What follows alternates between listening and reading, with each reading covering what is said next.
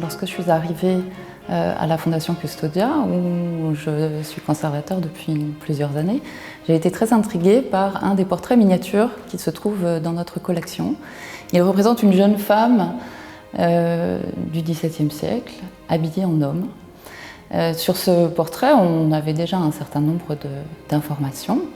Le nom du peintre en miniature qu'il a fait, dont on voit bien les initiales, S, c'est Samuel Cooper, et le nom de la jeune femme en question, Margaret Lemon, Margaret étant représentée par 3 lettres entrelacées.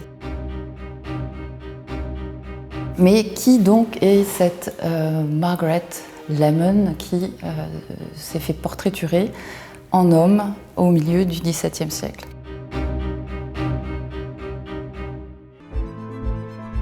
Ce que l'on savait jusqu'à maintenant de Margaret Lemon, c'était qu'elle avait été la maîtresse de Van Dyck, que l'on appelle en France Anthony van Dyck. Van Dyck a fait plusieurs portraits de Margaret Lemon, dont un qui est aujourd'hui en collection privée. Et ce portrait a été reproduit à plusieurs reprises en gravure, très vite après sa réalisation. Margaret Lemon, il se trouve que nous en avons 5 portraits dans la collection. En dehors du portrait miniature de Cooper, nous avons 3 gravures qui la représentent et un dessin qui a longtemps été attribué à Anthony van Dyck ou Van Dyck. Pour 2 des gravures, nous savons qu'il s'agit bien de Margaret Lemon puisque son nom est inscrit en toutes lettres sous le portrait.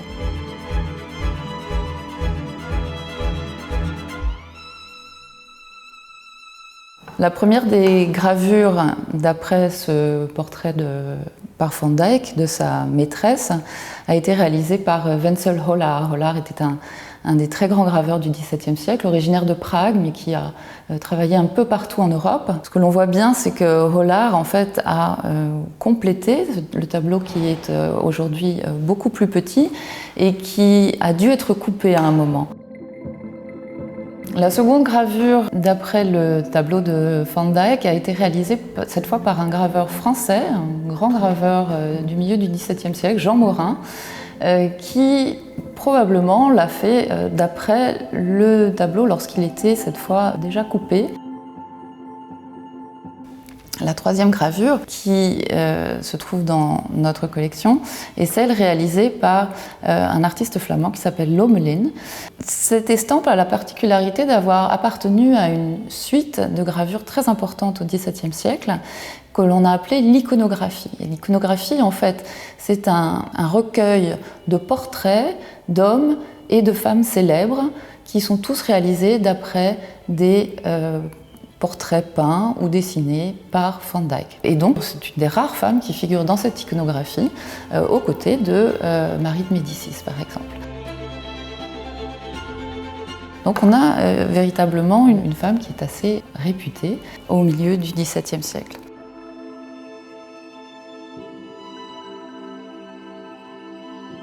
Le dessin que nous avons dans la collection de la Fondation Custodia, qui était donc autrefois attribué à Van Dyck, mais aujourd'hui on sait que Van Dyck ne dessinait pas de cette façon les portraits.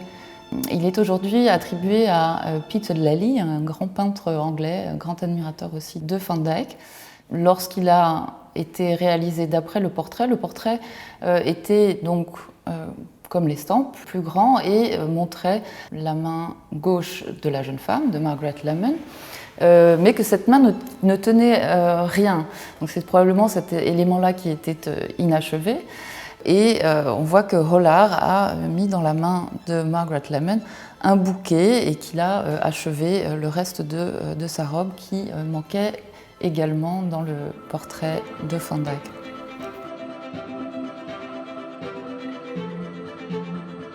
Récemment, une historienne d'art, Madame Mandicott, a fait des découvertes très intéressantes sur la destinée de cette jeune femme dont nous allons voir qu'elle a eu une vie particulièrement haute en couleurs. La relation entre Van Dyck et Margaret faisait un petit peu des gossips, hein, des commérages à Londres. Un chroniqueur du milieu du XVIIe siècle, chroniqueur de Londres, explique que les gens s'étonnaient un petit peu que Van Dyck autorise que sa maîtresse, Margaret Lemon, soit courtisée dans sa propre maison par son ami Porter. Van Dyck vit sur un train de vie extraordinaire, et donc on ne s'étonne pas tellement de voir des commérages autour de son train de vie et de cette maîtresse assez flamboyante, apparemment, puisqu'elle était réputée pour être une beauté de l'époque.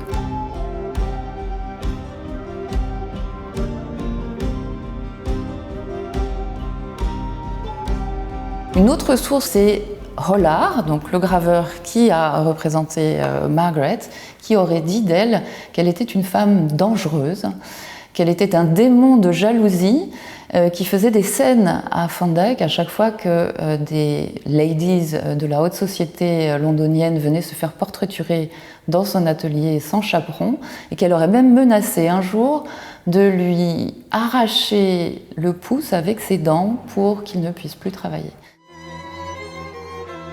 On disait qu'elle se promenait dans les rues de Londres en vêtements d'homme, alors que c'était très peu commun, c'était même plutôt réprouvé en fait à l'époque.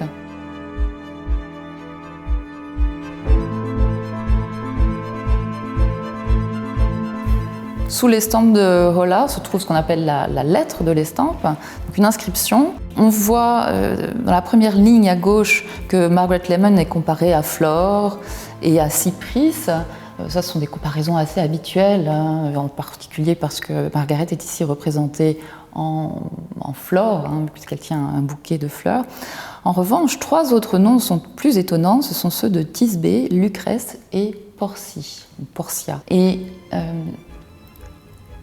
ce sont les noms de 3 femmes qui se sont suicidées.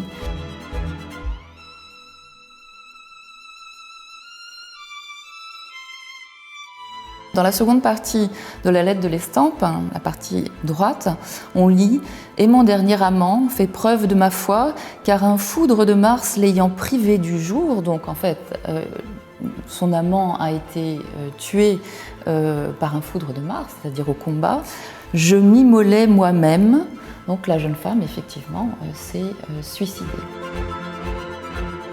La chercheuse est donc allée voir dans les archives et dans les textes de l'époque, et a effectivement découvert la preuve que c'était bien ce qui s'était passé, c'est-à-dire que Margaret Lemon avait rencontré auparavant celui qui était devenu son amant, Giles Porter, qui était effectivement capitaine. Il est décédé effectivement sur le champ de bataille, et le lendemain de cette bataille, Margaret Lemon s'est saisie d'un pistolet et elle l'a déchargé dans son cœur.